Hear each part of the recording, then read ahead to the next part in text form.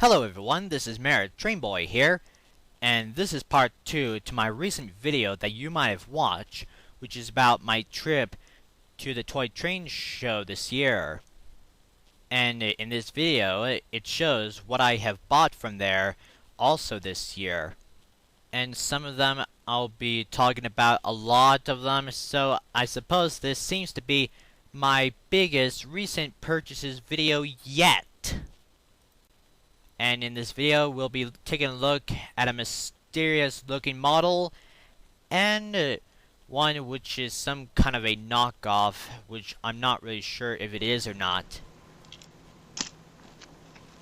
First up is a Take and Play Gordon, and this is the 2009 version, and it cost me $6.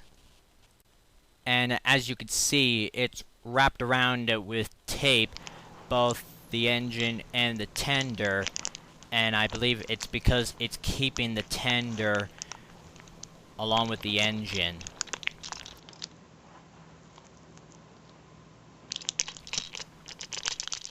So once taking off that tape off of Gordon, he was able to move around with the tender, bending around the corners.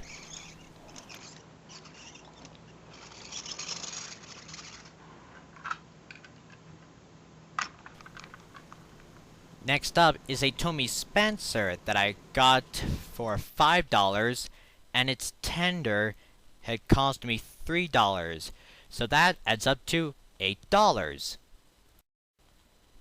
A label on Spencer says he runs good, but that's not always in the case, but as you can see, he does run good.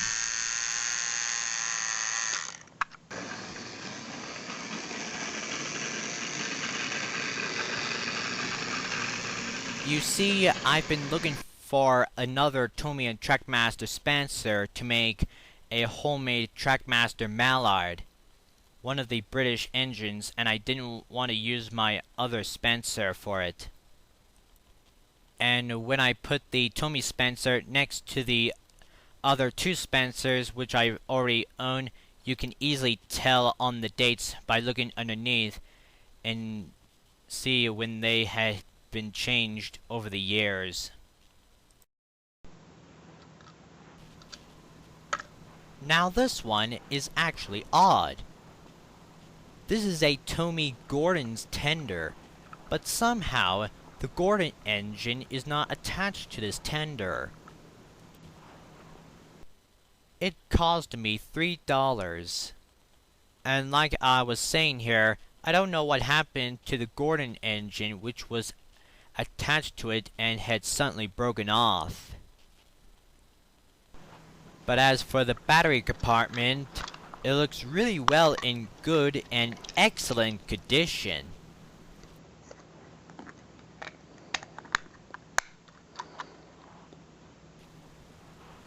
So I'll probably use this thing to make my homemade Big City engine along with the Henry, which you might have seen in one of my videos. But for now, I'm going to toss it to a side. Next up are 6 Thomas the Tank models from big to small.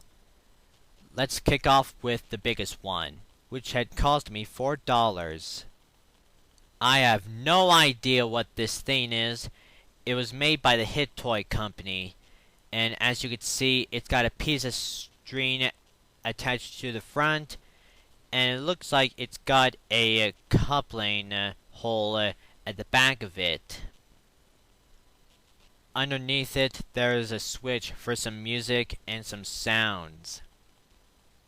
This Thomas can make the noise by being pulled on the string.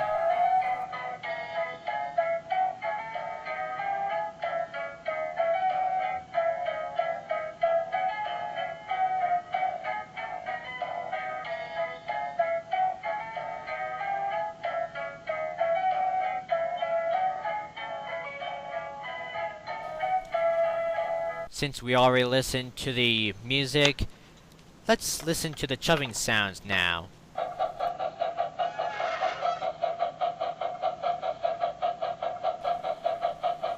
And just reminding you, I don't know what this thing is, so it remains a mystery to me. And here's the question that I'm asking you. Do you know what this model is and what it's for? Leave a comment below if you do. Next up, here we have a discovered junction Thomas, which had cost me $3. I've remembered seeing these style of Thomas trains in the Walmart stores a while back, and of course I can see why this Thomas was so short. It has 4 wheels, and of course, as we all know, it's got a few details which were unpainted. And because of that funny looking coupling hook on it, I could use that to hook it up to that mysterious Thomas model that we just saw and have it be dragged along. Here's the next Thomas model, which is kind of a bit battered. This is a pullback racer Thomas, and it cost me $3 also. And as you can see, that this Thomas model has that splash of white on the footplate, and looking underneath, it's saying that this model was made by McColl. Overall, I just have to say it works great. Next up, a Trackmaster Thomas that I'm sure had cost me $3. By taking a look around this model, it looks really well in good condition, and of course, this is what I would be looking for when I'm out looking for these kind of classic Thomas models. And after putting a new battery in it, it ran well perfectly.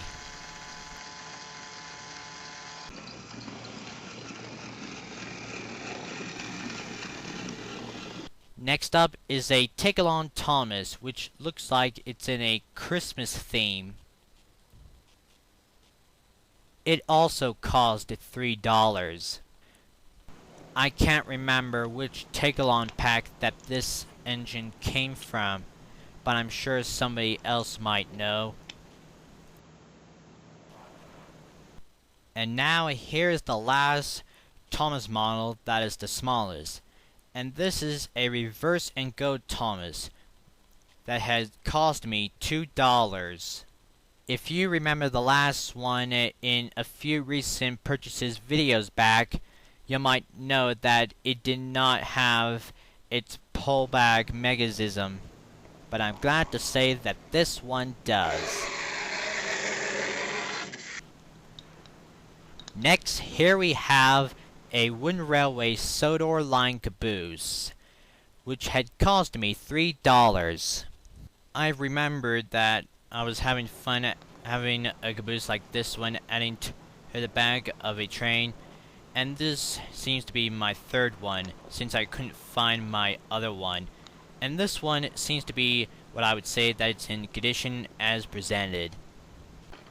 Next up is something which caught my eye, and this is a Trackmaster pack that is in good condition, and it's the Hit Toys version. This is the Trackmaster Farmer McColl's Farm Pack, which cost me $25. It features a chicken car and 2 slate cars with cows and sheep. And here I'm having them be pulled along by Thomas. Next up is something I wouldn't usually buy. It's a jigsaw puzzle that cost me $3. For this puzzle that I bought, I can't tell if this is a knockoff or a real McCoy, but I'm sure that you can correct me if I am right or wrong. It shows a picture of Thomas from the season 10 episode Sticky Taffy Thomas, along with pictures of Sir Topham Hatt, Percy, Jack, Oliver, and Spencer. Now here it is out of its wrapping, and I'm going to be putting this puzzle together. I have spent 2 minutes playing with jigsaw puzzles before while putting them together, and I spent a good minute playing with this one now.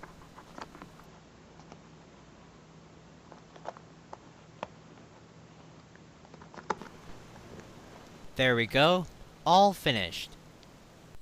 Finally, here's the last item that I bought, and this is a Lionel DVS diesel, which cost me $90. And this is the standard version and not the RC version, because the RC one has a CGI face, which I have spoken about why I like the regular ones in a few videos back. That's all the items that I bought from the Toy Train show this year, and I hope you enjoyed looking at them.